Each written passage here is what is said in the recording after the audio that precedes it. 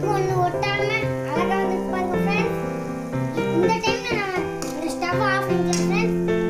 ஸ்வீட்டான கேசரி ரெடி ஆயிடுச்சு ஃப்ரெண்ட்ஸ். இதை இப்பவே உங்க வீட்ல ட்ரை பண்ணி பாருங்க. பிடிச்சிருந்தா லைக் பண்ணுங்க, ஷேர் பண்ணுங்க, கமெண்ட் பண்ணுங்க, சப்ஸ்கிரைப்